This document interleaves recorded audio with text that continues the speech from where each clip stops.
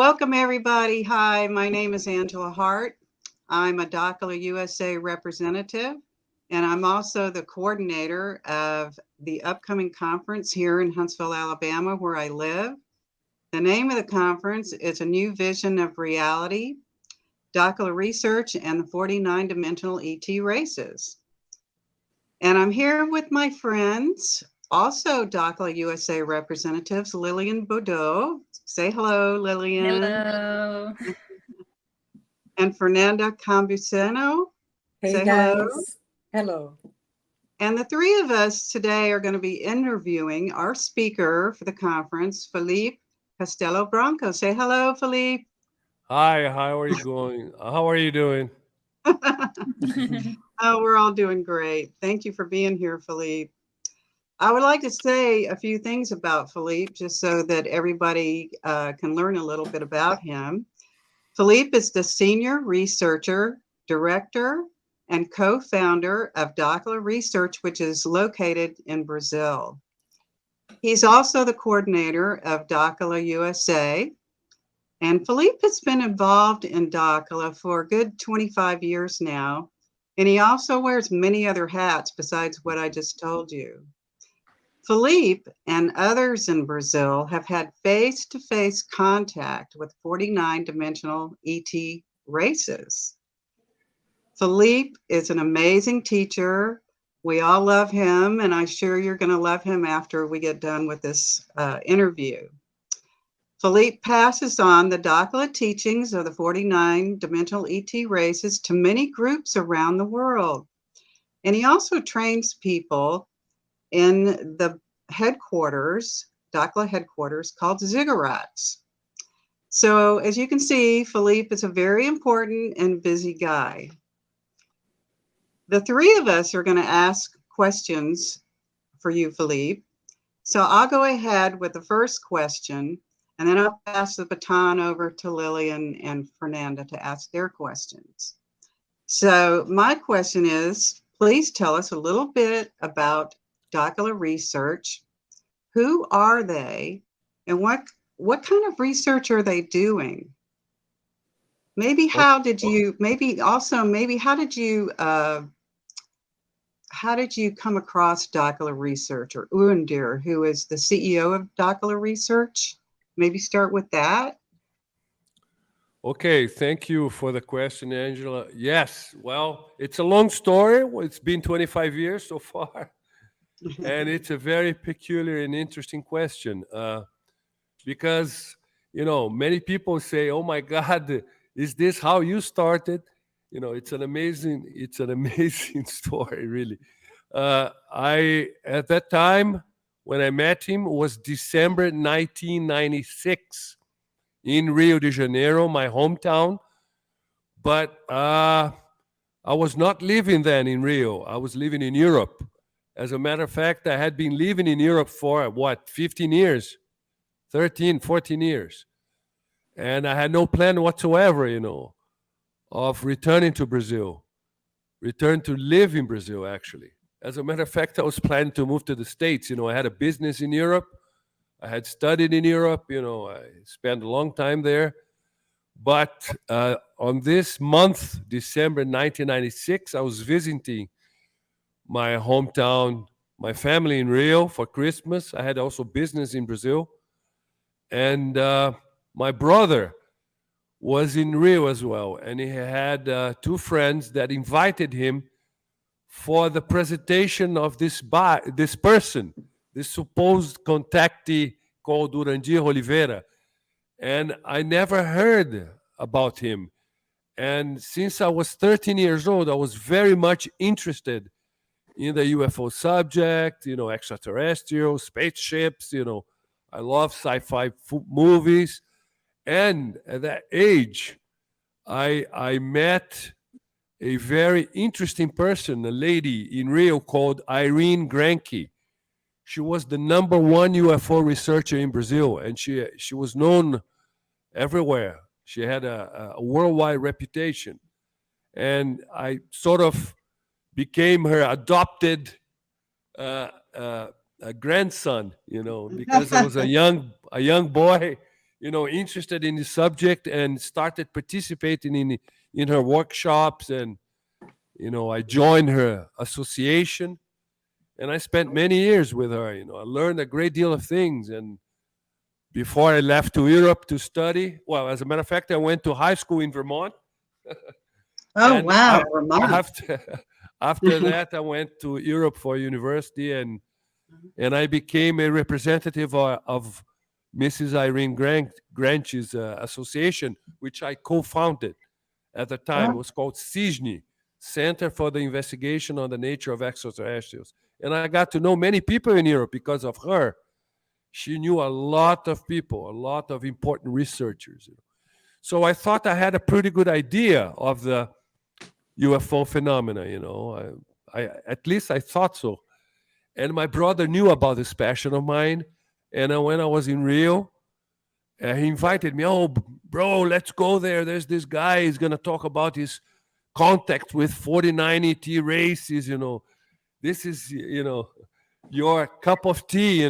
Come and let's see what this guy has to talk. What he's going to talk about. And we went to his presentation. It was his first presentation. Our president, Urandir Oliveira, is not from Rio. He's from the countryside of São Paulo, but he had just moved to Rio to start, talking about the 49 races. And this was his very first presentation.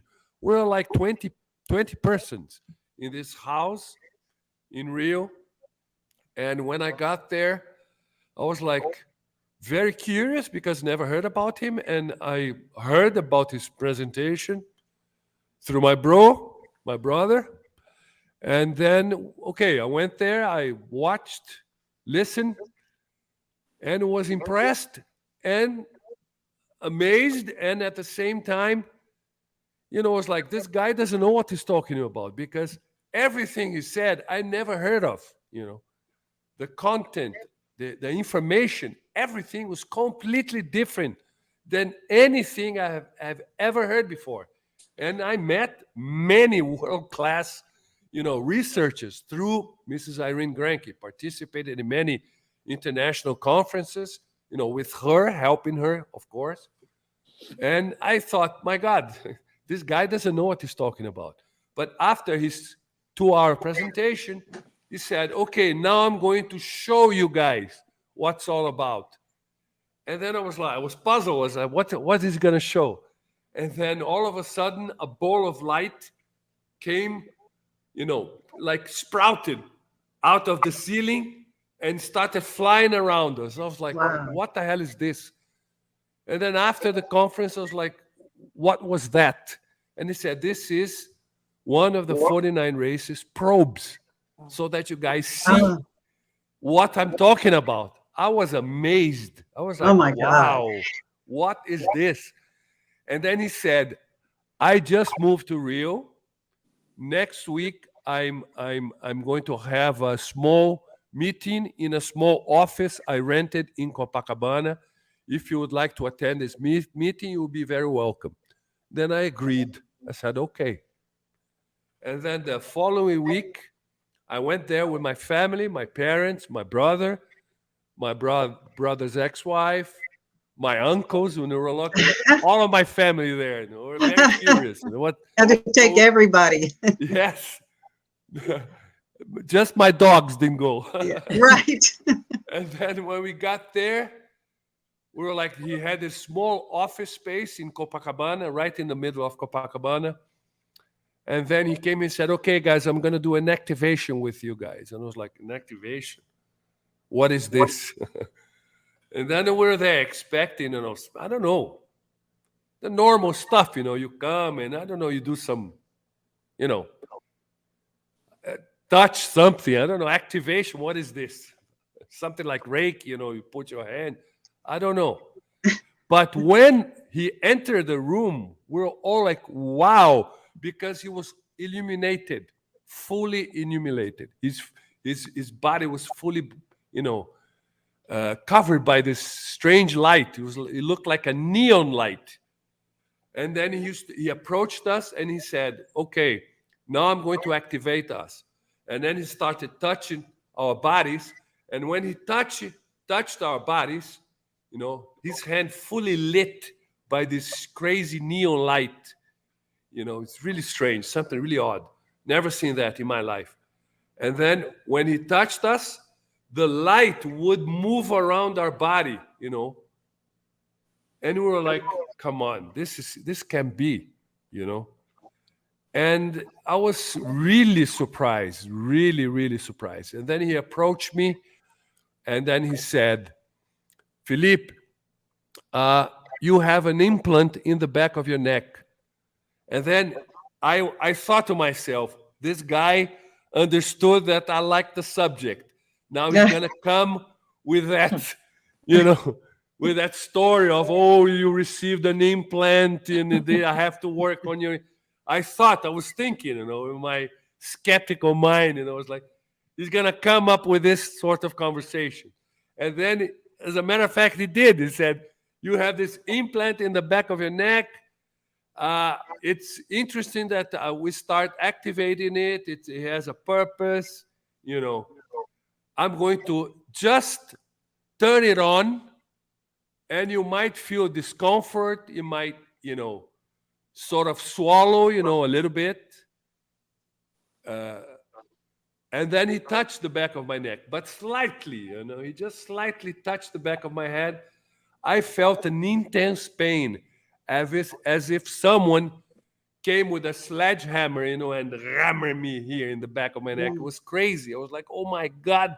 And it swelled, I had like a little hump in the back of my neck for 3 days. I had to put ice on it. I was like, what the hell is this? This is physical. This is on my mind. This is really odd. This guy, all illuminated, said, what's going on? What is this? And he said, come in a couple of days and I start working on you. So you see. And then I returned 2 days after. I was really puzzled. I was like, my God, this is crazy. This is really crazy. Very skeptical about all this because at that time I already had a few years of experience with this type of subject. And I returned, I was more curious than, anything. And then when I returned, he said, okay, now I'm going to activate this implant so that you see what I'm talking about. And then he worked on me for a few hours, and after a few hours working on me with his bare hands, Wow. I was like, oh my God, what is this? I was feeling all these crazy things in my body. And then he said, sit down. And then I sat down. And then he said, now I'm going to turn it on. And I was like, okay. And then he put both of his hands on top of mine. And then he said, I'm going to activate it now. And then I felt a little electric, thing here in my forehead. And then all of a sudden, I started looking at him and I used to see a light around him, appear like a mist, a colored mist, appearing, becoming brighter, and and then after a few minutes, maybe I don't even remember the time, I started seeing balls of light floating around, and then I saw this guy behind him. It looked like a hologram, huge guy, and I was like, "What the hell is happening, Urandir?" And then he said, the implant that you have in the back of your head, here in my neck, in the back of my neck, was put on you when you were 5 years old by one of the races of the 49. The purpose of this implant is to amplify, to accelerate, and to synchronize your brain activity. And when that happens, what we call paranormal abilities begin to manifest. So, since you're a very skeptical guy and you have a background in this subject and you're very suspicious, I decided to show you by activating your implant, turning it on so that you see with your own eyes what I'm talking about. And I was like, Oh my God, I didn't drink anything, I didn't smoke anything, I didn't, you know, this is real, you know. And then he said, now I'm going to turn it off. And then he touched my hands again. I felt the same electric shock here, my forehead, and everything disappeared. And then I said, what happened? And he said, I had to turn off your implant. Okay. And I said, why did you have to do it? Because he said, you would go crazy without the proper training in order to harness this technology. And at this time, I did that only for the purpose only of you seeing it with your own Mhm. eyes and to verify that what I'm talking about is not BS, you know, it's real. Right. And then he said, if you'd like, I could work on you, train you, and help you to reach a level where you can talk with these people, with these guys, like I do. But you cannot be far from Brazil more than 90 days. Otherwise, your vibrational frequency would oscillate in a way that we would waste time, you know, to prepare you. When he said that, I said, no problem. I realized immediately what my life purpose was. Really, it was like, oh my God, this is it. Wow. This is what I've been looking for. The real thing, you know. And that's what I did. I went back to Europe. I had my house, my business, everything there. I shut everything out off. I said to my partners, goodbye. I left with a suitcase only and returned to Rio. And then started training with him. Made several trips to our headquarters now, which is the Dakila farm, Ziggurats and Hamelon here, as we call. And you know, it's a long story. It's been 25 years, and it's amazing. You know, it's really amazing. Now, That's a good story. Yeah. now to continue the question on why the research association. The purpose of the partners, as we call the 49 races, our partners, is to concretely change things here on Earth. They say that there's a clique of ETs that people know them as the Anunnakis. These guys have been running the show for a long time. They are the force behind the groups that people know by the names, by different names, the Cabal, the Anunnaki, the Illuminati, you know, the 13 families, you know, the rulers of the world, the controllers of the world. The Anunnakis are the force behind these people. Okay, these people are water boys for this Anunnaki group. Okay, they are errand boys. Okay, and we live in a prison, in a virtual prison that I like to call a matrix because the analogy is really perfect.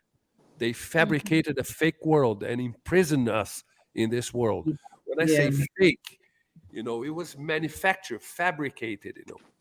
It's a world created by fake narratives.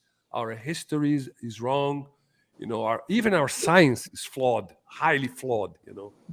So the partners have a completely different plan for the earth, which is to change it concretely, to help us. This is very important, to help us to free ourselves from this crazy matrix, this crazy uh, uh, prison.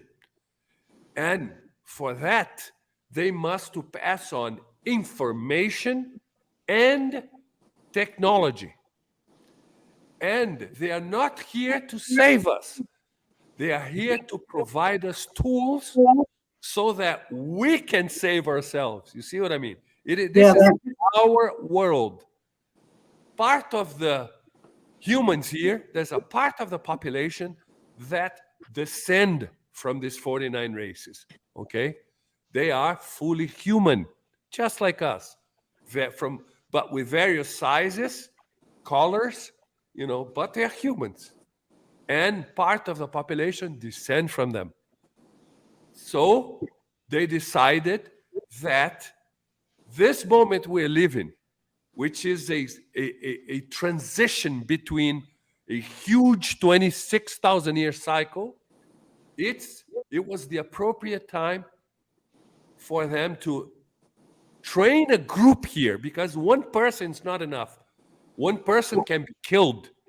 One person's voice can be Right. suppressed, Mhm. but hundreds and hundreds and hundreds cannot. It's harder.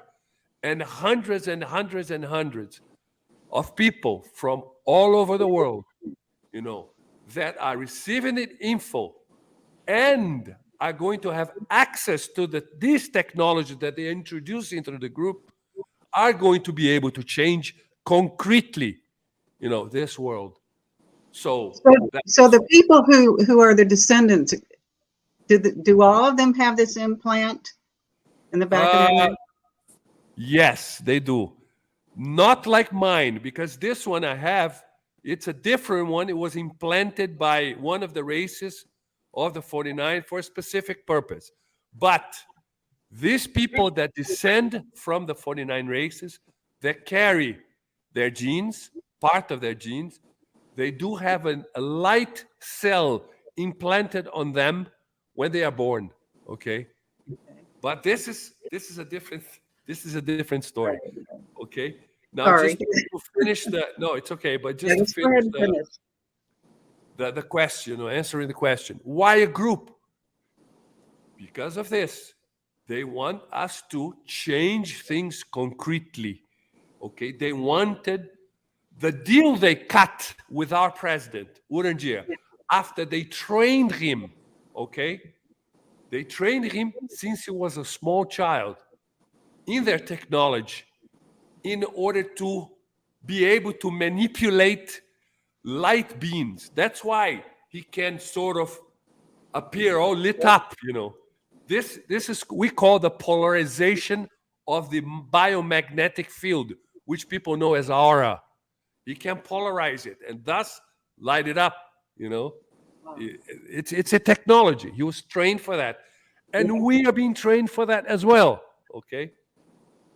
They wanted to train a group, a large group, so that we can pass on not only the information, but also the technology.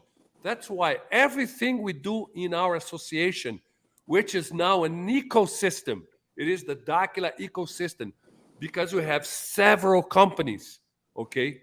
Several companies under it. We have research center, we have an observatory we built here in our headquarters. We have a model city, a model town that's being built by our group, fully independent, with our own financial resources. We're not compromised, with anybody, only with the 49 industries. We have patented already 10 technologies, so 15 actually technologies, in order to really help to change things concretely. We have recently celebrated an agreement with United Arab Emirates, a base we have in Dubai, a very big base of research we have there. We're going to introduce key technologies that are going to have a worldwide exposure very soon, that will help to change things. That's why you made the association. We have thousands of associates from more than 12 countries, hundreds and hundreds and hundreds of persons were trained in order to have conversations with the partners of the 49 races. We have gatherings, we have meetings with them frequently, where we talk physically, verbally, face to face with them. Why that? Because the partners say the content of the information, it is very, very controversial, because nobody has ever heard of it. Because as the partners tell us, 100% of our information is flawed, is manipulated, it's altered, you know. So if, for instance, Orangier, the president of Dakila, of the ecosystem, the first one trained by the 49 races, if it will be the only one, it will be very hard to believe the stuff they tell us. Right. If you'll be the only one that would say, "Oh, I just received a channeled information," or I received I don't know, a telepathic message. It's easy to manipulate.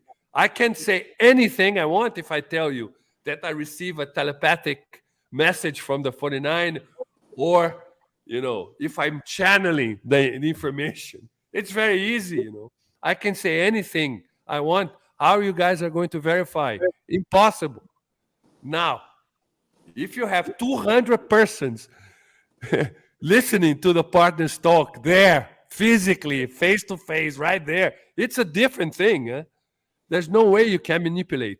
This is the agreement our president Orangier made with the 49 races. All our interactions must be physical, verbal, face to face, everything, so that everybody can be sure about the content of the information. Not only that, okay, also because they are passing on technology, and sometimes it's very tricky, the concepts, the instructions. It has to be really physical, verbal, face-to-face, recording, filming, because sometimes it gets complicated what they tell us, especially concerning the path of the technology. Also the type of technology. We were promised to introduce to the population 123 different technologies that are going to impact the generation of energy, the extension of life, the improvement, the absurd improvement of our immunity, okay? And many other, agriculture, production, cattle, and animal husbandry, there are many technologies to help us really change things concretely. Okay, this is a threat to the system. That's why they've been instructing us to form first an association, Project Portal, and then more recently we changed the name to Dakila, which is a word in their language. That means those that want to, seek knowledge, those that do not conform, those that want to really, the seekers of knowledge, the researchers, something like that, the idea of the name Dakila. And they instructed us to form an ecosystem. And they presented us 7 years ago with a new financial and economic system.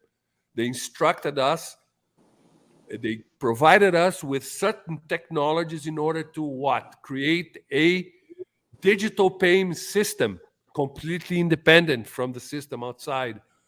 So that we become independent and we cannot be influenced. We cannot be manipulated by any outside force.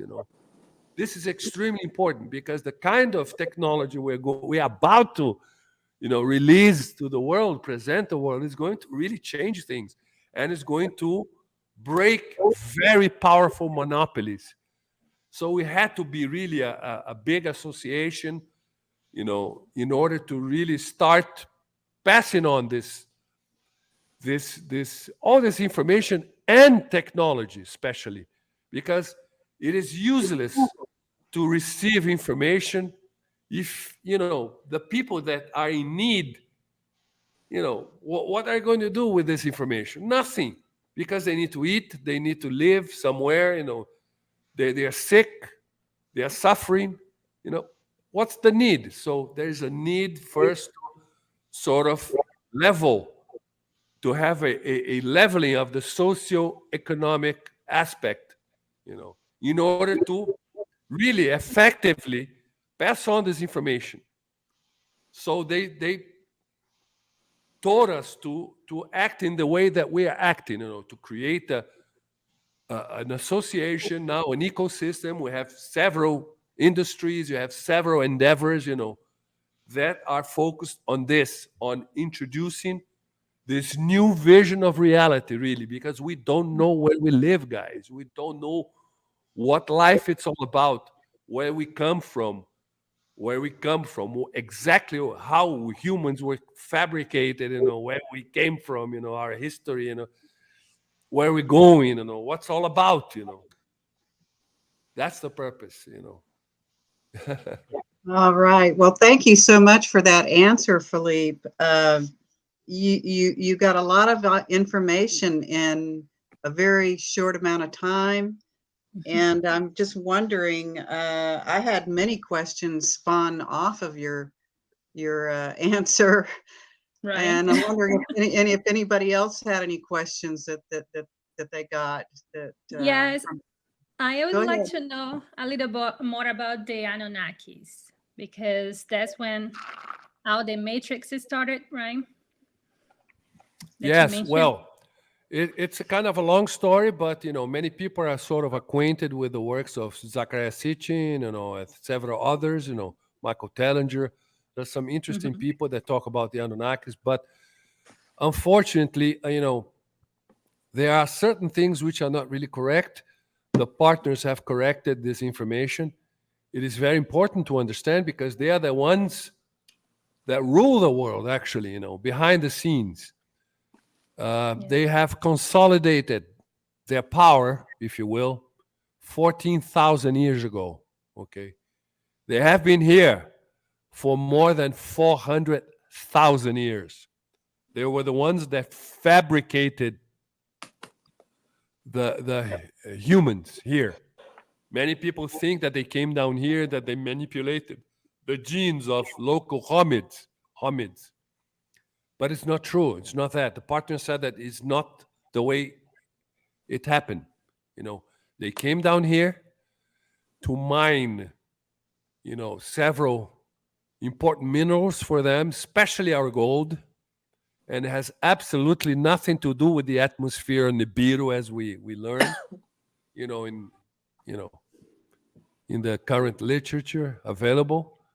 Has absolutely nothing to do with that. It has a lot to do with their life extension. They are third dimensional beings, just like us, same density as we have.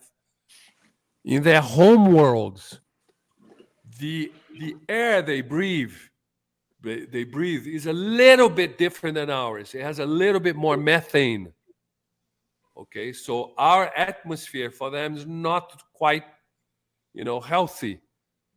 As a matter of fact, because of this stay here on Earth for all these years, by the way, they never left. Huh? Many people think that Enki, Enlil, they left. No, they didn't. They have been here for more than 400,000 years. Okay, they never left. They do not age. They do not get old, and they do not die. Of old age or because of disease. They don't. They live virtually eternally. They have technology to extend their lives. Nevertheless, because of this difference in the air composition of Earth, they have sort of uh, deformed their faces a little bit, their bodies. They're a little bit deformed, and they don't look very they don't look very pretty today. And they are very tall, very strong. Their basic food is meat. They are meat eaters. And they brought cattle to Earth. Okay? Cattle was not from here. They brought it with them. And that is why uh, meat is very important for us to eat. Okay? Because we carry also Anunnaki genes. We are fabricated by them. They fabricated several races here, okay? One of the races they fabricated, it was the last race they fabricated, as a matter of fact.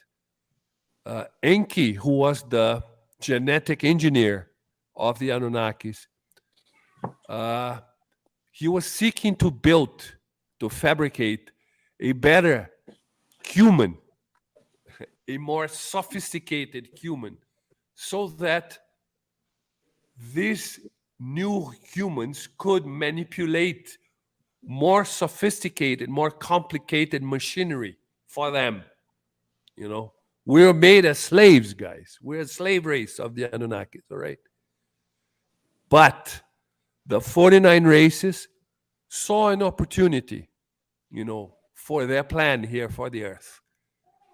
With this desire of Enki to fabricate, you know, a more sophisticated, as a lack of a better word, you know, human.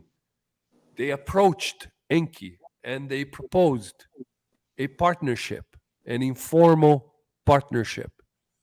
We will pass you technology, genetic technology. You will fabricate a new human race, but we want you to separate these humans from the others, you know? And we don't want you guys to oppress this new race as you oppress the others. And thus, with this partnership, the 49 races left encoded in a huge rock in the Amazon the technology for the Anunnakis, for Enki to produce a new race that is known as the Adamic race. Okay? We have been in several expeditions to the Amazon. Dakila has 5 bases in the Amazon. And we have been there to this huge rock. We have footage, videos, you know, and it's incredible. It's all encoded there. Not only that, but also different technologies that we are producing today here in Dakila, and we're about to disclose to the world. We got the blueprints, if you will, there in the same rock. And Enki, with this technology, produced the Adamic race. And they put this new race in what is known as the Gan Eden, or Eden, the Garden of Eden, in the region of Anatolia, Turkey, north of Iraq, you know, that region there. They were put there. But this race, the Adamic race, they had a different genetic makeup. They had a very sophisticated genetic makeup, because part of these genes that they had were the genes from the 49 races, okay? And then what happened? This Adamic race received from the 49 races a light bath, a light activation. The manipulation of light is the main technology of the 49 races. Okay, and what did he do? This light bath that they did on the Adamic race. They implanted a light cell that we call the GNA, and with the implantation of this light cell, they attached a technology. Okay, a light technology that we call the soul. The soul has nothing to do with the spirit. The spirit is the spark from God, from the Creator, that every living thing has. You know, we have the spirit. We all have spirits. The Anunnakis, they have spirits. Everything, you know, everybody in creation have spirits. But the soul, it's a technology from the 49 races. It's not what we learn.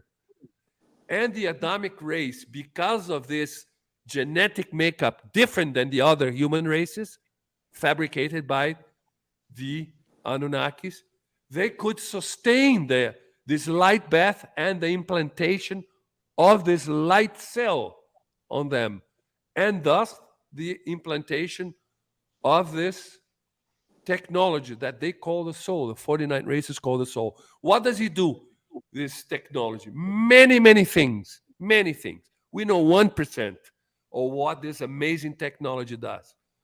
But suffice to say that this technology increases, augments your brain activity a great deal, and synchronizes your brain channels, and it also improves and accelerates the electric jump between the cells. We have electric charge in our body, okay? And the electric spark that jumps between our cells accelerates a great deal with this technology. What is the consequence of that? You can think better. You become smarter. You can think clearer. And what happened? The Adamic race began to realize things very quickly. They could outsmart the Anunnaki in many things. Also because they were receiving instructions from the 49 races. And what happened? The top Anunnaki, the Anunnaki chief said, "Wait a minute, these guys are a threat to us. They may, even surpass us soon. Let's do something about it." And they did. They withdrew 2 genes from this Adamic race. This story is told in Genesis. Of course, distorted, but it's there. And by doing that, the Adamic race began, living less, and less. Their lifespans became shorter. Disease became present because the Adamic race, in their original genetic makeup, they would not age. They would not get sick. They began because of this manipulation of the Anunnakis, done by the Anunnakis. And this Adamic race was released from this Gan Eden, this area there in Turkey, northern Iraq, that area there, and they spread all over the world, and they mixed with all the other races. That is why today you can find the Adamic genes everywhere in all races, because they mixed with everybody. And this is what it links us to the 49 races. And this is why Brazil has a special role in this. Because Brazil is a melting pot. Brazil is, like the United States, an immigrant country. But we mixed a lot in Brazil. And this Adamic genes mixed even better, further. And that is why the partner said that they decided to make the base here because of the number of people, virtually 100%, I wouldn't say 100, but maybe 90%, 85% of the population carry these genes, And this is what links us to the 49 races, and basically, well, it's in a nutshell, because the story is really very vast, in a nutshell. It's amazing. Wow, that is amazing information, Felipe. I think that Fernanda has a question for you as well here. Fernanda? Okay. Felipe, tell us, who are the 49 dimension ET race, and how are they helping humanity? This is a very complex question. Even though we have celebrated this partnership with them, even though we have, frequent conversations with them. As a matter of fact, there's many new people in Dakila, new associates that they are beginning their trainings. When they see us talking to them, they are kind of amazed because they're like, "Oh my God, you talk to them as if you're talking to, I don't know, your brother, your sister, your buddy, Well, that's how we built this relationship with them, As a matter of fact, they are family, really, Nevertheless, the information about the nature of the 49 races, they don't really, they don't really tell us much. They tell us what we need to know. they tell us that this sort of information, they're going to tell more. They are more focused on our training. They are more focused on the implementation of these technologies, the passing on this sort of basic information. So we don't have, yes, we know, a lot, yes, about the 49, but at least for me, not as we should, given the time we've been around them, In my case, 25 years, this last January, it's a long time. I would say that, yes, I have a pretty good idea about them. I have spoken face to face to several of them, several. I have sat down beside them. They showed me their technology. Yes. Mhm. They have reached the apex of human evolution. I'm going to further a little bit the explanation, but I'm not going to really, detail it. Otherwise, it's a 1 hour that's- answer. They have reached the apex of evolution in the universes where the modulating waves are the principle of life. They are dimensional races.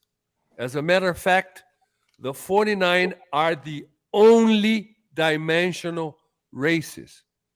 That's why I find it very funny when I hear many people that they say that they had contact with this and that, and when they describe this being or ugly beings that they have, evil, intent, abducting and probing them and doing research, and they say that they come from parallel dimensions. It's not true. This is fantasy. This is implanted memory or lie, Right. because parallel dimensions, parallel universes, it's the 49 races, it's them. Okay? And the way they describe it, it doesn't exist, this sort of thing, Evil, okay, as we understand, doesn't exist in parallel universe, in higher dimensions. Why? Because those that are in those dimensions, they have evolved from a physical world, okay? And the correct evolution, the real evolution, is through physical transmutation. That's how you evolve. Our evolution is through physical transmutation, okay? What is it? It's the acceleration of the protons and electrons of our cells, okay? With the mind directing it, or through technology. There are two ways. All these 49 races, they have, I wouldn't say ascended, because it's a very mystical concept that people talk about everywhere. Oh, we are ascending to a higher dimension. Oh, the earth is ascending. It doesn't exist this. Nobody's ascending to anywhere. You need technology, okay, in order to move to higher dimensions. This is real evolution. And therefore, all these people, if you will, that are in these parallel dimensions, these parallel universes, they are highly advanced beings. There's no evil there. There's no wars there. There's nothing bad, because they are highly evolved, highly ethical. I don't like to use the word spiritually advanced, because the spirituality as a concept that we know here on earth, it's a construct, it's a fake thing. It's not. It doesn't really. It doesn't really correspond to reality. Okay. Mm-hmm. The concept that we understand spirituality, it's not really that. What we learn is different, something different. But I would say that these people that pass through through this process of transmutation, they are highly spiritually advanced, the highest, I would say. Okay? So there's no need, to worry, oh my God, are 49 bad? Are they have bad? Okay, by the deeds you shall know, who you're dealing with. So we have this 25-year experience with them. Amazing stuff. We're learning, we're receiving. So, and you realize also in their presence, it's, my God, it's overwhelming, their presence, and 49 races are a very complex subject, in order to really explain. I would say we know not even 1%. Right. All I can say, in a nutshell again, is that, they are the apex of human evolution in the universes where the modulating waves are the principle of life.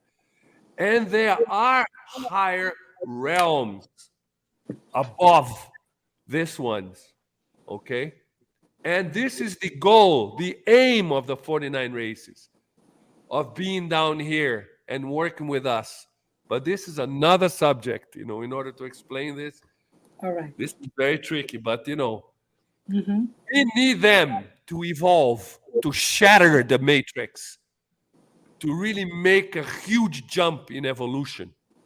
But they also need us for them to make the jump as well, an evolutionary jump to higher realms where the modulating waves are no longer the principle of life. Is another one. I don't know. They don't tell us. It's too complex, this. But basically, it's like that. All right. Thank you. Thank you so much. Well, I'm going to move on to the next question unless anybody else has any questions about what he just talked about. So anyway, I like this question here about orbs. I would really like to know, what are they? I've heard you mention that they are encoded. What does that mean? Where do they come from? All of that. How do you get them to come around you? And what value do they have as far as being around you? What benefit? Okay.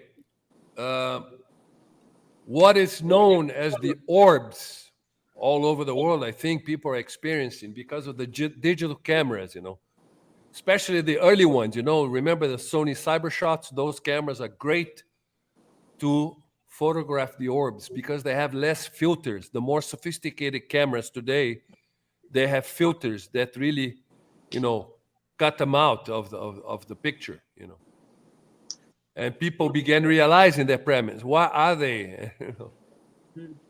The orbs, we call them, the 49 races call them the ultra dimensionals.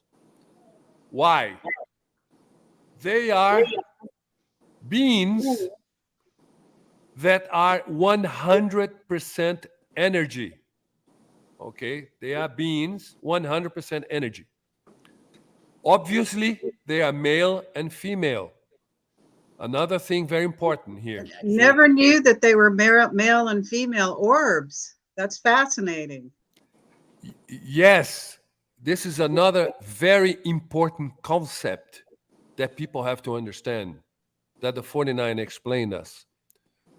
Androgyny doesn't exist in creation, does not exist. Polarity is everywhere. The male and female. Polarity is universal.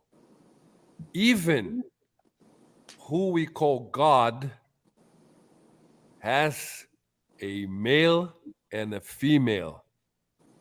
They call them the primordial couple. It's a mystery. They don't explain. They say, no, this is highly advanced for you guys to understand, but polarity is everywhere. And the orbs, even though they are 100% energy, they are male and female. Androgyny, if one of you come about a being who is androgynous, be sure that it's a synthetic being. It's not it's not a real living being, with a spirit. Oh, Okay, okay. it's very important. It's a synthetic being. It's a robot. It's a bio thing, bio robot, whatever you want to say. Doesn't exist androgyny. The orbs are very important in our training because the orbs can manifest anywhere. If they want to, they can assume any form. And they also assist us in many aspects of our training. For instance, Angela, you came down here to Ziggurats, to our Right. headquarters last year. You did the training in our step monument. That's how we call the step pyramids, because we understand that pyramid has also a mystical, connotation attached to it. So when you say pyramid, they think of, I don't know, spiritual tasks, and absolutely nothing of that. It's technology. The step monument, the step pyramids are technologies of the 49 races, namely Saqqara, in Egypt. That's a 49 races technology. They built it. And Angela, you came down here, you did the task inside the pyramid, several activations there. And what did you do after? You came outside and we took a photograph of you. And what did it appear? An orb with a specific color. That's how they assist us. Because in many tasks that we do, especially using the technology of the partners, like the step pyramid or the plasma ball activation, or any like I'm going to show you after some videos so that you have an idea what I'm talking about. They assist us in the training process. For instance, Angela did the task in the pyramid.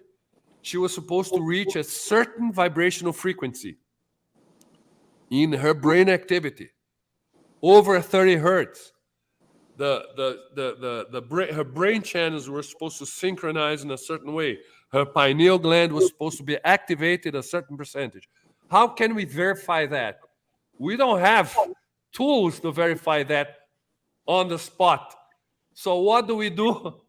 We got Angela, we took a photo, and we already had the coding.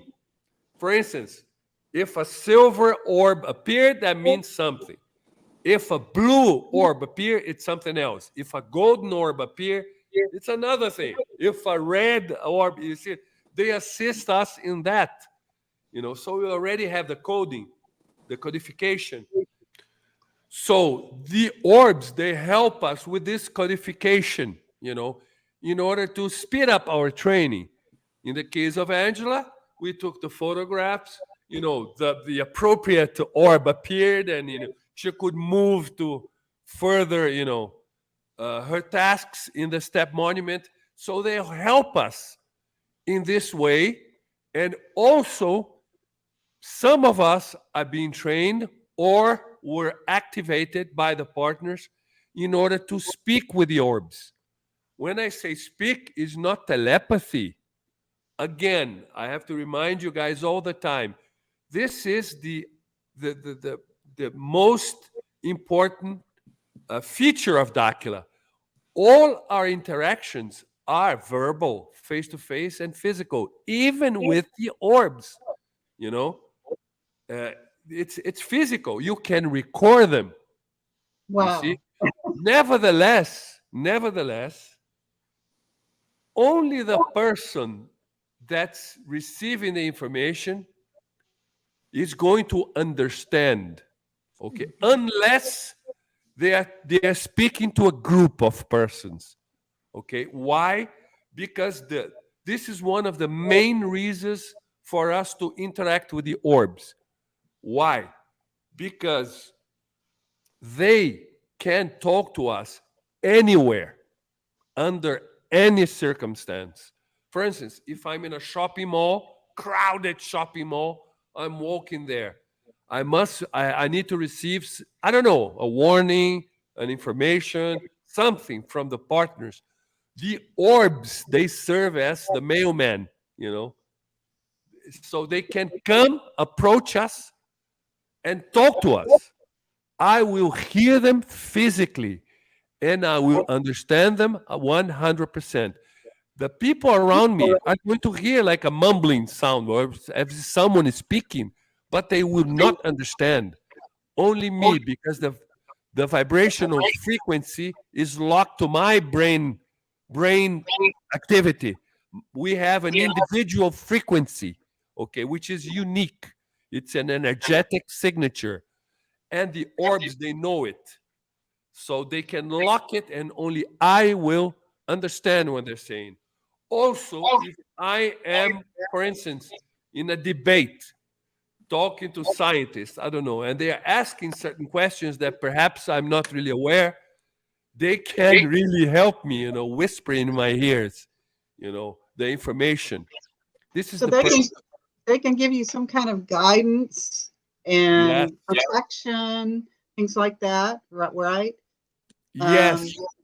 There Are are they many being- purposes. Are they beings of some sort? Yes, they're beings, but they are beings that they reached a very high development. They are 100% energy, and they are male and female. I'm remembering the first time I heard them. Yes, I find them interesting. Yes, I can see them, little balls of light. They look like, the marbles that we Uh-huh. play when you're young, but lit, reddish, bluish, you know, purple sometimes, golden color also. I can see them sometimes, yes. But, it's nice, but it's something that didn't really attract me. I have more different interests, in this crazy world of ETs. But Right. one day we have a base in Bolivia, in the Andes of Bolivia. It's a base in a city called Samaipata, which is near Santa Cruz de la Sierra. And we were there. We're like 100 people doing a task. As a matter of fact, we're having conversation with three beings at a time. Our group, we're having conversation with one. Our president, Uranji, he was like 30 feet away. He was talking to Bilu. And a couple was talking to a ninth dimensional being somewhere near us. All of a sudden, I started hearing like a whole bunch of people talking to me at the same time. And I could hear female voices and male voices, like 30 people talking to you at the same time. I was like, oh my God, what's going on? What's going on? Hearing all these people, I began, observing this, seeing myself in a different place in the base in Bolivia, but in a different place. And I was like, what's going on? What's going on? I don't really remember how long it took, maybe, I don't know, 10 minutes. When the voices stopped talking to me, I was like, oh my God, what happened? And I felt kind of, not dizzy, but, I felt kind of, shaky, and I was like, what's going on? Because I never had an experience like that. This was what, in 2016 or 2015, I don't know. It's not long ago. And then I went to talk to Uranji, our president, and Uranji was talking to Bilu. And when I got near him and asked, what the hell, what's going on? And then Bilu answered. He said, you were just activated by the orbs. You're going to begin interacting with them, talking to them. To them. He was even making fun of me because it's very funny. I'm not going to say what he did, what he said. But, that's what happened, And after that, I heard them a few times, not speaking to me yet, but speaking to other people. But I could not understand what they were saying because, as I said before, they locked in the frequency of the person, and the information was only for the person. I could hear them. I knew it was them. Also because of the tone, of the voice. You understand. You begin, understanding, you begin to be able to pick, the voices. Like, for instance, when Bilu, when he's around, I already know, it's Right. it's funny. And thus, we can really interact with them, talk to them, and they're going to be great teachers also to many of us. Not everybody will have this capability, but many will. It's always for a purpose. I like to say all the time that Dakila, it's not E.T.'s Disneyland. It's not that. It's not entertainment. It's not for show. It's not to, let me talk to the E.T.s. Oh, I want to see them on the beams of light. It's not for that. It's for purpose, for work, to follow an agenda, to implement a positive agenda, to break away from this matrix, not break away, to shatter this matrix, to really help to introduce a new vision, not only a new vision of reality, but a real new world, A new reality. Exactly, a new reality, not only a vision. We start with a vision, but then we implement the reality, Right. And we're going to need all these tools, in order Right. to do it. And the interaction, this training that we are able to interact, to talk to the orbs, it's important for that to help us. As a matter of fact, I'm going to show you guys quickly here.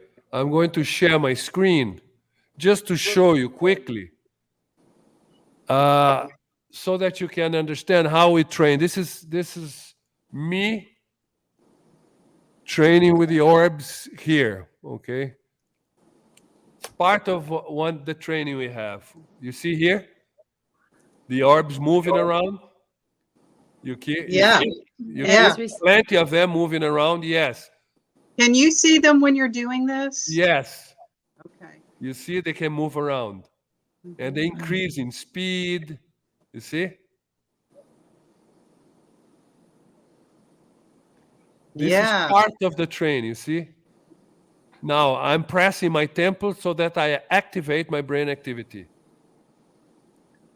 And I can move them around. They move around. This is part of the training. Okay? There are various trainings that we do so that you understand. And it's very interesting because, when you hear people talk about the orbs, people, oh, they're the angels, they're this, they're that. Unfortunately, people, the angels. No, the orbs. I mean, who are they? As I said, they are people like us. Okay. They are women, they are men, female, male, but they have achieved a very advanced level, where there's no need for a vessel anymore. They're 100% energy, 100% energy. But if they wish, they can materialize in front of you in any shape they want. If they want to appear to you as a cat, they can. As a dog, they can. You see what I mean? They can assume any form. You see? Didn't know that. The only difference, this is another concept which is very, very important. If the orb is a man, if he materializes, if he densifies, he will appear as a man, not a woman. Same thing with reincarnation, guys. Okay, reincarnation is a reality here on Earth. We do reincarnate. Reincarnation is not evolution. We are not supposed to die and come back. That means that we didn't learn the lessons. That means that we didn't transmutate physically. We cannot die. Dying is bad. But if you're a man in the past, you're going to be a man always. If you're a female in the past, you're going to be always a female. Oh, in a past life, I was a woman. No, you're always a man. When I'm going to explain using words, using a verbiage that people understand, okay, generally.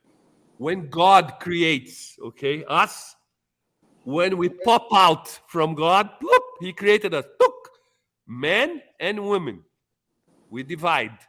Then, okay, that's why people talk about the twin souls. The twin souls are those that were created by God, boom, pop out from God and separates in female and male, the polarity. These are the twin souls. They do exist. It has no romantic connotation. It's physical, it's I don't know polarity, you divide in female and male because the polarity is universal. You see? Why? I don't know. But that's how it is, you see? And after that, you begin your process of reincarnating.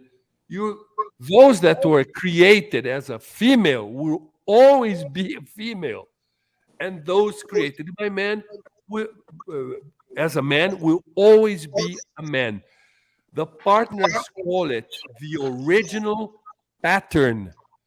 This concept is kind of complicated, a little bit to explain in a nutshell, but basically it's the how can I say it's your original blueprint.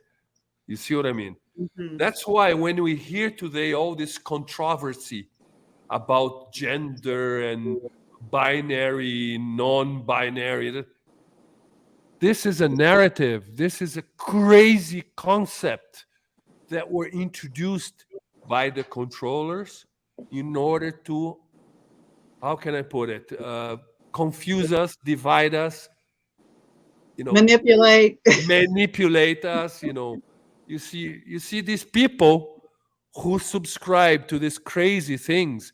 Usually they're like sheep. They follow everything. You just study their behavior. They follow all the trends, all the narratives, all the concepts that the powers that be wish to implement. They're all very obedient. It doesn't exist. This is a fantasy. Okay. The concept of polarity is universal. And if in the beginning, when God creates you as a man, you're always going to be a man till the end of not even to the end of it, eternally you're going to be a man. It's like this. So when For you go instance, into the second ring, that's where you go after death. yes, You are a man. of I'm a course, woman. always. Yeah. Your polarity is forever the one you have. Angela, you're going to be a woman for eternity. That's great. I love it. That's Yeah. great, no? Yes, Thank it's you. awesome. Thank you. It Thank is you, That's awesome. Philippe. amazing. That was an awesome answer to the question about the orbs, and then you went into explaining about reincarnation. Just amazing information on that. Thank you very much. And I think I'm going to pass on the baton to Lillian. Yes. He has a question. Yes, when we talk about ETs, we think of those movies that has all the ships invading the sky.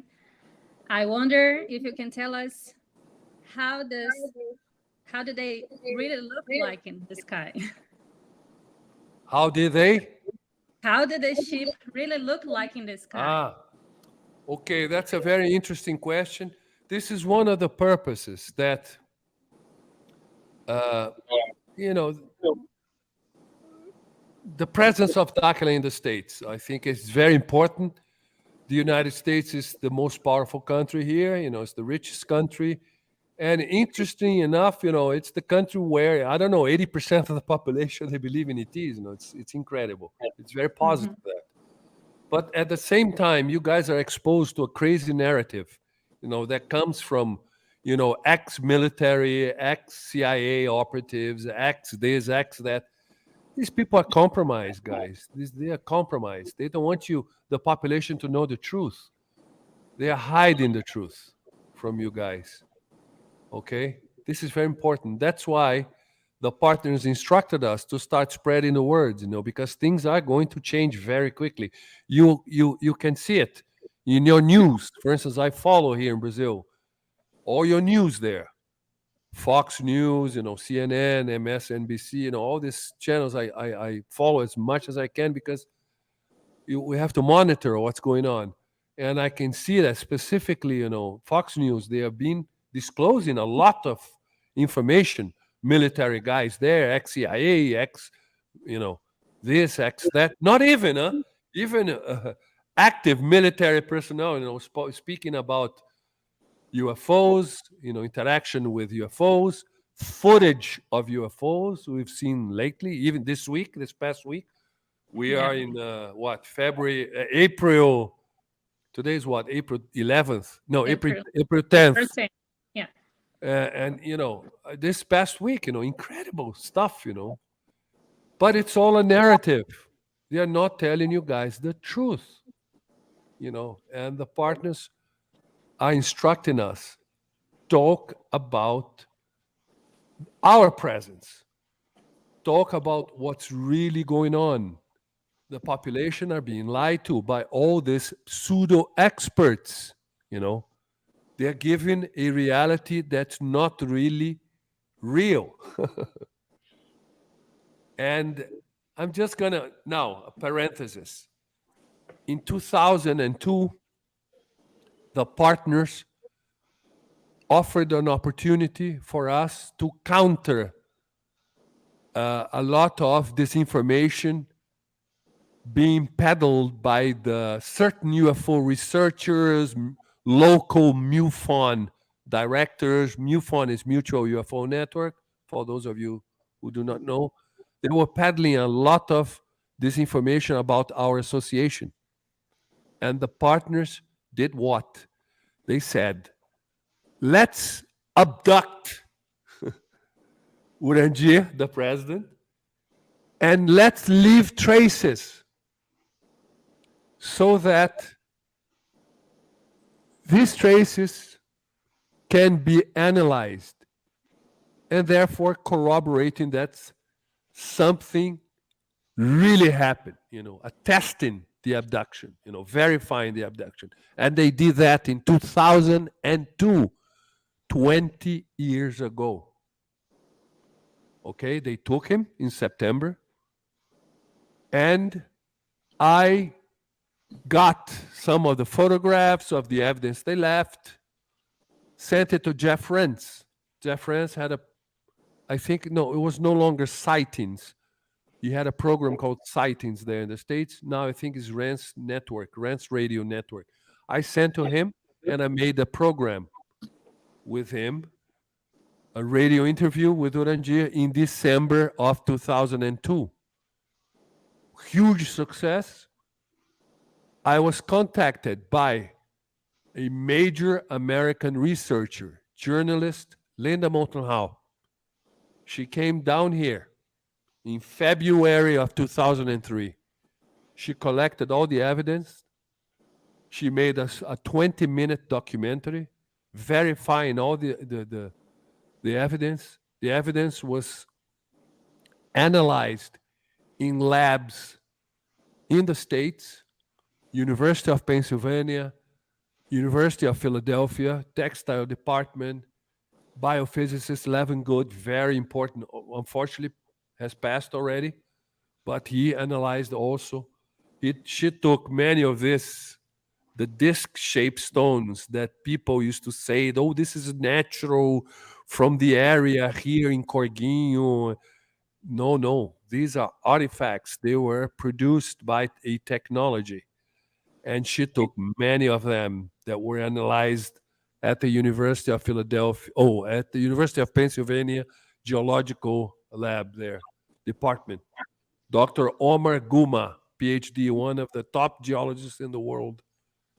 It was proven it was 100% real alien technology involved in this.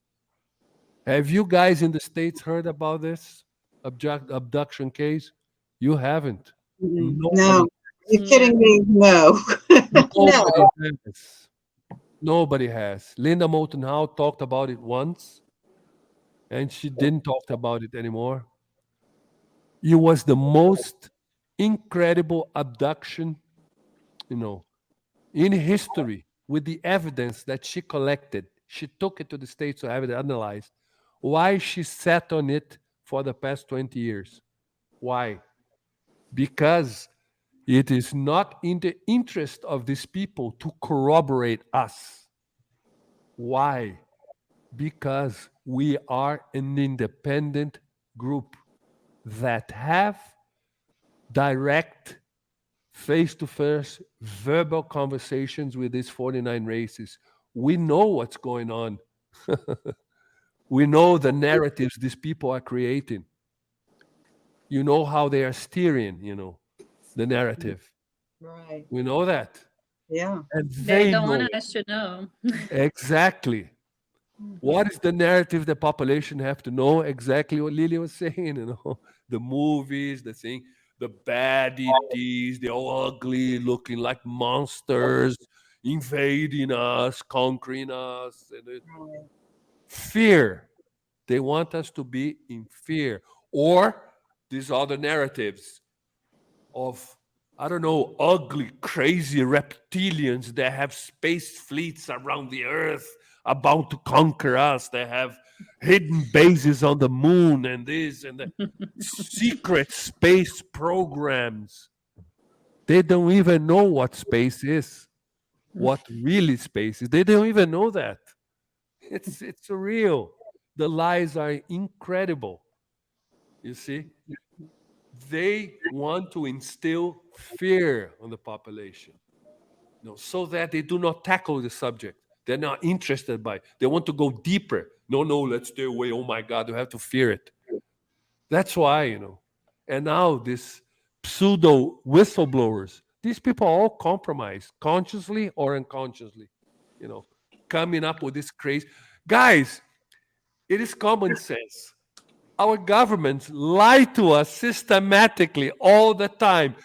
Who do you think what? This ex-government people, do you think they will come out and tell us the truth? Of course not. They are all compromised. We are slaves in a prison. We have to understand that. There's no invasion. There's no need for an invasion. Okay? The invasion occurred 450,000 years ago by the Anunnakis. 14,000 years ago, after the deluge, of Noah, that we think was some kind of natural event. It was not. It was provoked by the Anunnakis. They wanted to wipe out the Adamic race, but they didn't manage to wipe out the Adamic race. But what did they do? They managed to consolidate their power here. They're already here. They never left. We are in a prison. This is BS to think that, oh my God, there's a possibility of an alien invasion. They're already here. So everything's wrong. That's the purpose. The purpose of this conference there is to spend one whole day with you guys telling us all this information that we've been receiving from the partners for the past 25 years. But not only that, we're going to show you footage of them. We have plenty of footage of their training, of their technology on us. There are many major Brazilian TV stations coming, trying to debunk us here. They never managed to debunk us. And even one of them managed to film one of these partners of us teleporting in front of the camera, and they suppressed the image. Thank God we had a backup. Okay, and we managed to get footage from them, and we had the backup because nobody talked about this. It couldn't be debunked. This image, the images we have cannot be debunked, and are witnessed by hundreds of people from everywhere. Where do you find something like that? You guys have to know what's going on. Many people have this romantic vision of all the aliens landing in Central Park and everybody, oh my God, or landing in the White House lawn, or landing in the Vatican and oh my, they're going to contact NASA, they're going to contact the UN. Do you think that they would contact this criminal gangs? These are criminal gangs. Our governments, they are criminal gangs. UN, these people, can't you guys realize what's going on, what they've been doing? Vatican, what Vatican? Totally compromised. They are pawns in the hands of the Anunnakis. They are errand boys. Do you think what they were going to do that? Of course not.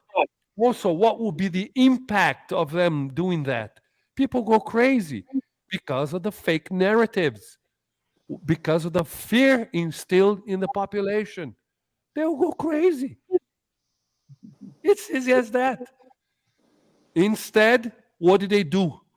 They came down here to, little old Brazil. Why here? Because 250 million years ago, the first civilization that colonized Earth, it was called the Muriel. The Muriel, they were a race of humans linked to the 49 races. And they built several megalithic structures that you can find all over the world. They are a lot older than people think. A lot older.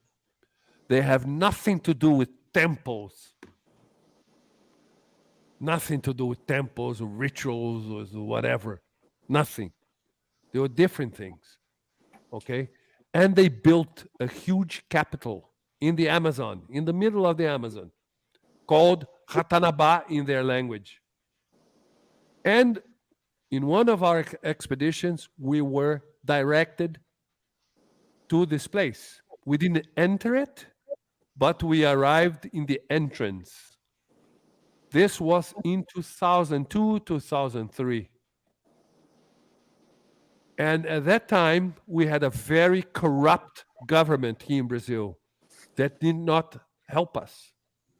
As a matter of fact, they hindered our efforts to expose this historical, find. We have reached another place here in the Amazon. It's a huge, huge base of the Muriel that people think it's a fort of the Portuguese in the colonial times. It's not. It's a base of the Muriel. It's a star fort. The star forts are not forts. They are bases of the Muriel, built in specific areas of the magnetic grid, okay, that they mapped.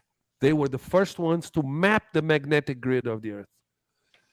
And they directed us to this fort, and they showed us the entrance to galleries, underground, incredible galleries.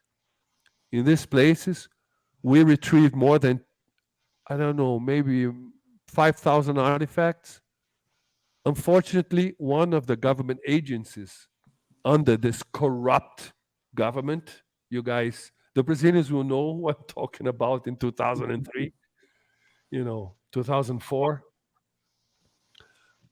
They took many of these artifacts and they hid it. But we also hid a stash of artifacts because we knew that they were going to do that. And now we are about to disclose this to the world.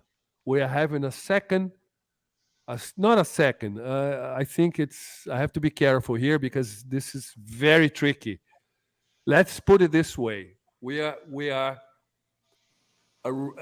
sort of devising a way to expose this to the world very quickly, because the world has to know this. Because when they get to know this, they will realize that our history is totally wrong.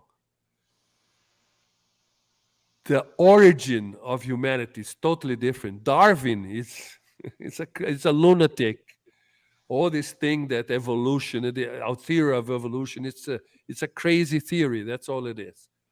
Ratanabá, it's intact, buried under several meters of mud because of the several deluges that happened in all this centuries and centuries and centuries. But it's intact there with several crazy, incredible technologies that will also help us to consolidate the change we want to make on the earth. Physical, concrete change. There are artifacts there that will further this, will help us to really, quickly change everything. Huge prosperity is coming for everybody. because of these technologies. That is why the Amazon is so precious. That's why. Okay, nothing to do with climate change, global warming. This is BS narrative. Okay, they are using this narrative to implement their globalist goals. Okay, to further manipulate us, encapsulate us, in a smaller prison. You know, that's what they want to do. That's their purpose is to use this apparent noble, cause of saving the planet. My God, we have 12 years, everything's gonna. This is BS. It's interesting that these criminals are all buying mansions right by the sea. Aren't they afraid of the sea level to raise? And they are buying 20 million houses, $20 million houses right by the sea. Come on. They're taking us for a ride. We're stupid to believe their lies. They are creating a narrative.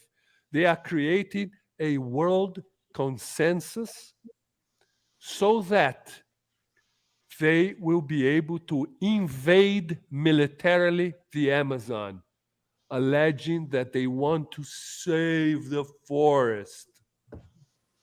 But what they're looking for, Hatanaba, the artifacts in there, they know about it. And the Anunnakis, they know about it. And the Anunnakis are ordering that. Why?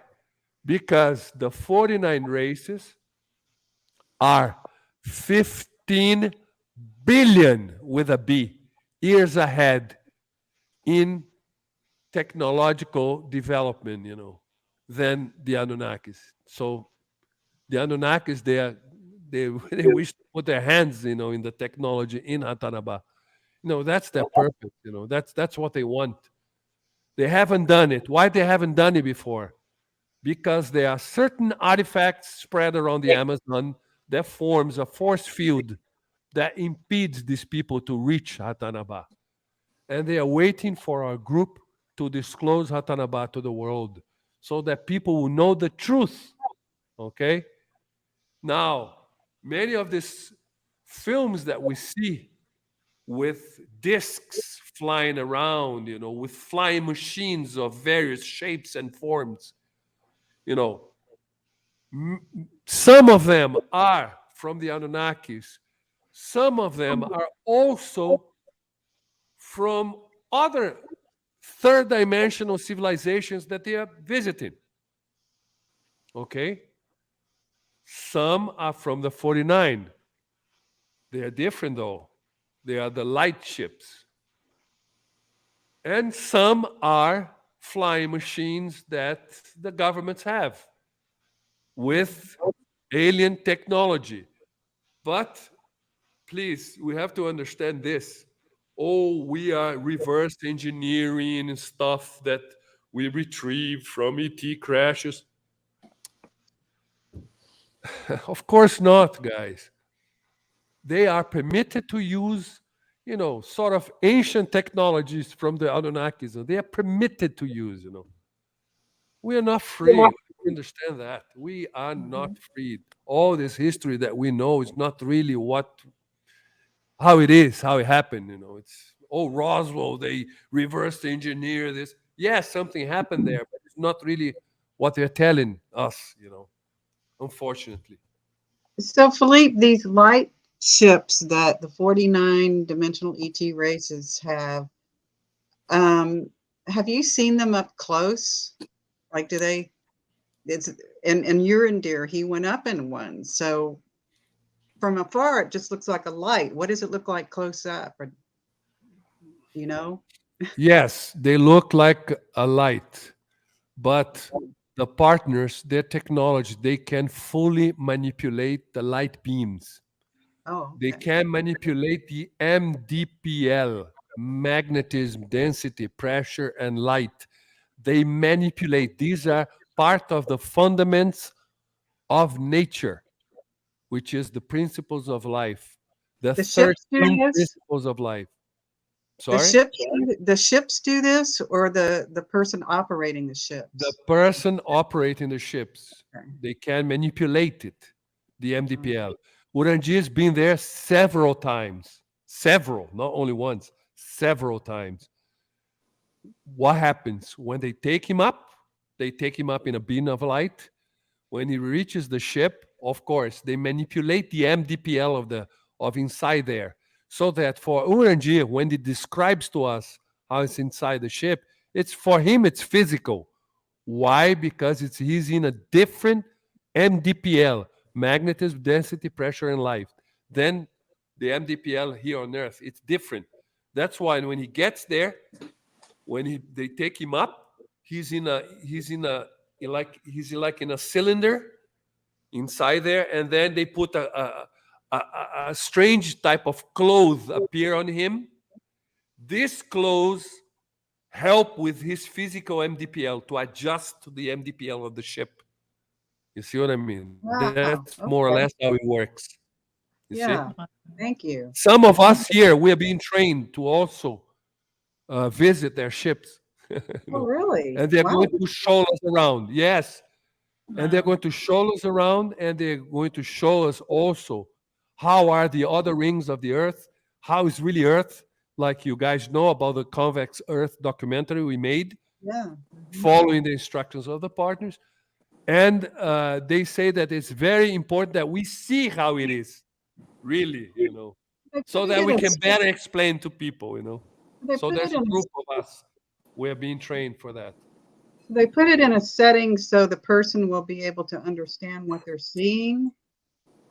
Is that am I understanding that correctly? Like when Urindir went inside, you said that, didn't you say something to that effect, that they put it, the scenery he was looking at, they made it so that he would understand. Well, It when wasn't he's beyond there, his understanding.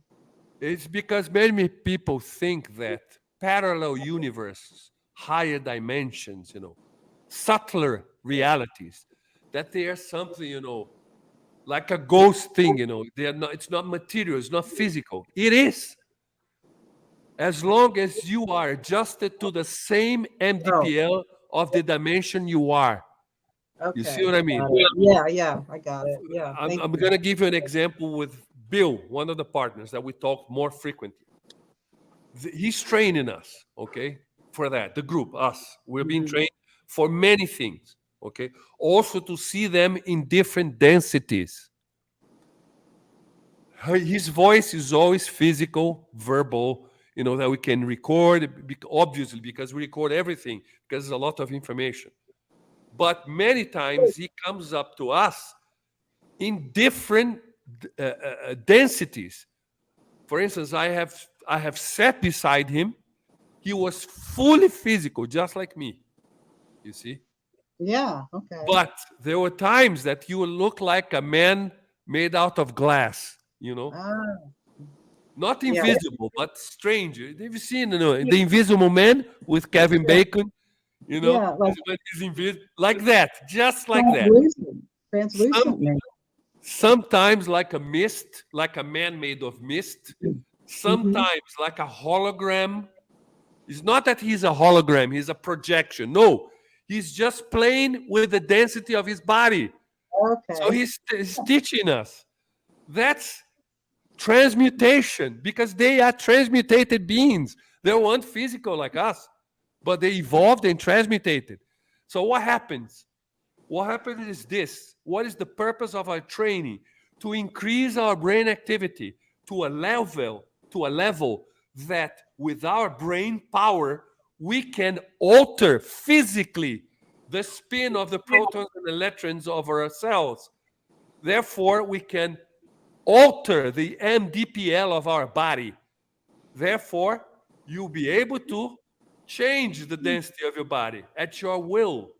This is what it is. It's very simple. It's very simple, but to accomplish it, it's complicated. It's difficult. Wow. It's hard. It requires training. It requires their technology to help us, because our DNA is. The Anunnakis, by taking out 2 genes, it made a lot of difference. The biggest one is what? reducing our lifespans. That's why the partners are really working to introduce technologies to us. As a matter of fact, we're going to start now with the genetic lab.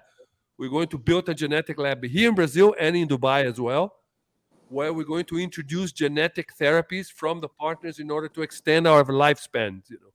When I say extend, it's not to live 100 years. It's 1,000 years more. You see what I mean? And this is very important because we need time to train in order to achieve this level of brain activity in order to then transmutate, alter our density at will. And they can do that.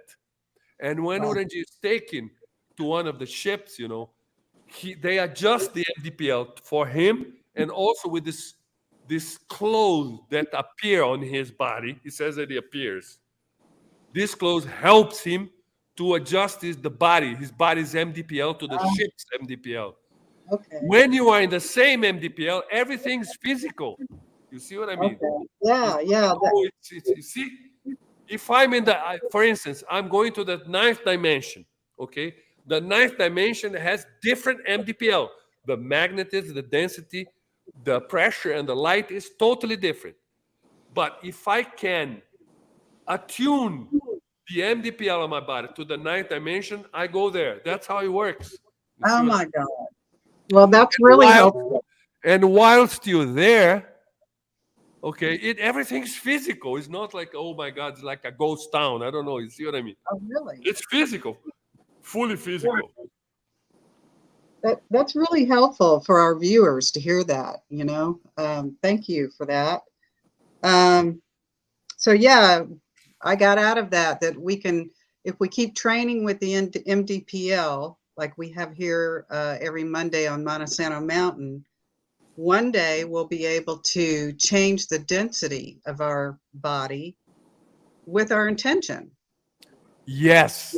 Yes. Now, it's a little bit different, the MDPL that you guys have. For instance, Lilia in Texas has the MDPL there in San Antonio, Fernando in Florida, in Deerfield Beach, you in Montesano, in Huntsville. What is the purpose? The purpose of the MDPL is to start preparing our bodies, okay, for many, many things. The ultimate purpose is to reach the transmutative, level, okay, the ability to physically transmutate. But that's a long journey, okay, and requires a lot of training, a lot of technology from the partners, and it's a little bit complicated. But the purpose of this MDPL, it's a tool of training, one of the tools of training of the partners. And what does it do, this light that they beam? It alters the MDPL of the place intelligently. We don't really know the parameters, but they know. What does it do to you? Many things. That's why you're supposed to exercise, because when you exercise, your metabolism raises, your brain activity raises. And what do? They can start tweaking you with this technology. They begin to activate your junk DNA. The junk DNA, as our Earth scientists call them. In this junk DNA is the Adamic genes. They are there. They begin to be activated. They begin to increase the cellular electrical jump. The electrical jump between the cells. They begin to augment your brain activity. It's very simple. This is the key. The synchronization of your brain activity improves your immunity, improves many things in your body. And then it begins the training. This is one of the tools, the basic tools of training is to do the MDPL. Also, there's another purpose. We are in a cyclical time. It's the transition between the modulating waves. People are completely unaware of this. It's very interesting that all these people that they say they are in contact with ETs and this, none of them told them about the modulating waves. This is very interesting. None of them said that we're in a cyclical transition between the modulating waves. It's going to affect a great deal our planet. Why? Because when you shift from one modulating wave to another, the MDPL of the Earth alters. The parameters alters. And it affects us humans. It affects nature. It affects animals. It affects climate. This is why all these changes that we're observing are occurring. It has absolutely nothing to do with the anthropogenic, climate change that they say, the global warming, anthropogenic global warming. It's ridiculous, this, because they're totally unaware of the situation. And when this happens, it's going to alter us, affects us, in a not nice way. Because can you imagine if you change the pressure of the Earth? What's going to Yeah, happen to us? We are 80% water.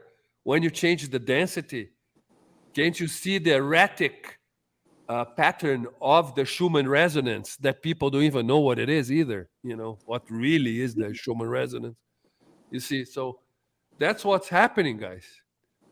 It's a serious thing. I cannot go into explaining what modulating waves are because it's a little bit complicated and long, but they are one of the principles, the fundaments of life, of the 13 fundaments of life. We are aware of 7. The magnetism, density, pressure, and light, plus the negative modulating wave, the neutral modulating wave, and the positive modulating wave. These are the 7 principles or fundaments of life. But they are 13. We don't know the others. They haven't taught us the other yet. Also because we're still learning about the 7.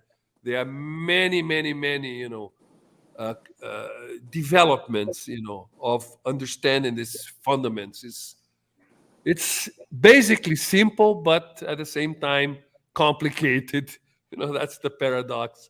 We think that the fundamentals of life are so complex. We read in this esoteric books and say, oh my God, everything's so complex. We cannot understand it. Yes, we can. It's very easy. We just have to deprogram, from the BS we learn outside. That's the right, thing. right. Oh God, that is just so fascinating. All of that, the modulating wave, and about the ships, and changing the density of our bodies, possibly in the future. I know we can't do that right Yes, now. we can do. It's within our reach, of course. They are providing us. You see, that's the beauty of it. They are providing us with the information and also with the tools to achieve that. But we got to do the training. We got to, roll up our sleeves and do the work. Doesn't exist Yes. this, oh, we are going to be saved. Yeah. There come the beams of light are coming to save. It doesn't exist this. Nothing's free in the universe. There's always an exchange. They need something. They are providing us with info, with technology. We're going to change things here. Why? They have a purpose also. They have their agenda. They need our emotions. Okay? Our emotions are extremely powerful. The emotions, when I say emotion, I'm not saying cry. It's not that. It's the energy that can be generated with the expression of 100% of this energy that we call emotions. Okay? Earth, it's the only place in the entire universe that the emotions are expressed in 100% intensity. Why this happened? Because of an anomaly that occurred when the Anunnakis played with our genes. Some sort of anomaly happened and we began expressing the emotions in 100%. The 49 races do not understand why, how. What they tell us is that they are still studying what happened because this is unique. This is why we are so precious to the 49 races. Now, please understand this, the value of the 100% expression of emotions are only gold to the 49 races, to the Anunnakis, and to the other third dimensional races, which are around here, some working together with the Anunnakis on their behest or, associated with them. For them, they don't give a damn about it. They don't understand it. They express 10% only of their emotions. For them, if you express 100, 20, 50, it doesn't matter. For them, they don't understand this. Only the 49 races understand how precious and unique this is. Why? Because the 49 races realized that with their knowledge, and together with the emotion expressed in 100% intensity, together, these two things together, you will resonate with the creators. Oh, wow. Okay. All right. Yay. Thus will allow them to make the jump, Ah, to okay. evolve, to further, but we don't know what, they are going up the scale, They are, guys, understand, they are sort of stuck, evolutionary speaking. They reach the apex. And they millions of years trying to figure out how we're going to evolve, how we go up, how we further expand. I can even describe, because it's something so huge that, we have to really, be careful. But, the concept we can understand. They reach the top. There's no top because evolution is eternal. So how are they going to go up?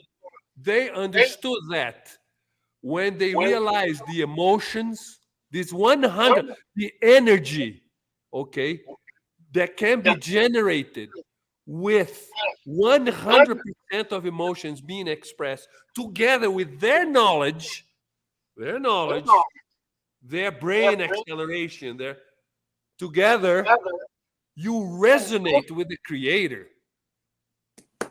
Wow. What does it mean? You become like God, sort of.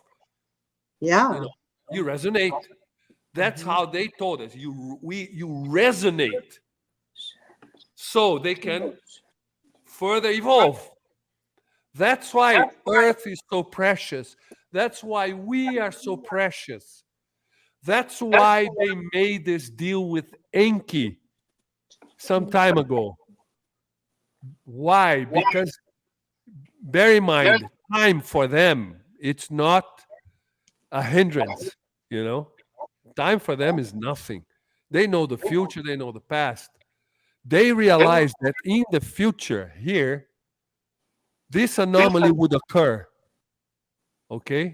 This anomaly caused by the Anunnakis. The genetic intervention on humanity will cause this situation where emotions would be expressed in 100%. They were like, oh my God, this is our chance. They knew it, that in the future this was going to happen. That's why they approached Enki and said, my friend Enki, let's make a deal. We provide you with advanced technology, you fabricate this human. Why? They needed vessels, with a more sophisticated genetic makeup. They could reincarnate here. They could incarnate in these bodies, because they realized after, this is a tricky one. I can really expand on that, but in order to achieve this level of resonance, you have to have the 100% emotions, and to have that, you have to be born here. You see what I mean? Yeah. You cannot absorb it. You need this body with this anomaly. Otherwise, you don't express it. That's why their intention It's great intention, of course, but it also serves their purpose. This is a planet, this is a world. It's not a planet, it's a world manipulated. It's a prison. We have to what? We have to end this prison, introduce our technology, raise the level, the advancement of the civilization there. We are very primitive still, and we're not leveled. There are discrepancies. You know, the level of life in the States is one, in India it's another, in Borneo it's another, in China it's another, in Brazil it's another. We have to level it through information and technology. We level them up, introduce the technology, neutralize the Anunnakis. Then we're going to make Earth a safe place. You see what I mean? Yeah, For yeah, us I do. That's awesome. to what? To be born there, so that we can have this 100% of emotion, but in a place that's not as wild as it is now and manipulated. So we will have a safe way to transmutate physically later on, carrying the 100% of emotions and therefore resonating with a guy up with a couple up there and evolving. More or less is like this. Wow, That's why it's so that's important. And then yeah, when we hear all these people talking, oh no, because the earth have I don't know what. My God, I never heard anybody talking about these things, yeah, never. And how precious and unique the earth is. You see what I mean? And the yeah, 49 races would never allow it to be destroyed. Never. Some people talk about, oh, nuclear war, they will wipe out the world, or an alien invasion of negative being. They will never allow it to happen. It's too precious for them. Never. Will never allow anything to happen. They told us. In this case, we would physically interfere. Well, that's a very positive message, and I think it's a good time to wrap it up. Unless anybody feels like they have any more questions. I know Fernanda didn't get, it was her turn. Did you want Felipe, to ask? he explained all the Uh-huh. question for us, no? Yeah, yeah. I think it's a really good place to wrap it up. I'm feeling really good And I'm about sure, this. and I'm sure a lot of questions gonna come up after this video. Definitely, definitely. Gosh, this was just a fascinating session that we've had, interview with Felipe. So much vast information packed into a small amount of time. I'm sure our viewers are just like, spinning right now, wanting to ask a lot more questions. And if you have any more questions or you want to come to the conference, please visit DakilaUSA.com, or you can email me, Angela Hart, at conference@DakilaUSA.com. We also have a Facebook page named A Vision of New Reality. So a New Vision of Reality conference, sorry about that. So you can visit that page as well. And we hope to see you soon. We'll be back with more information, more of these videos. Thank you. Thank you, everyone. Thank you. Thank Thank you, you very Angela. much.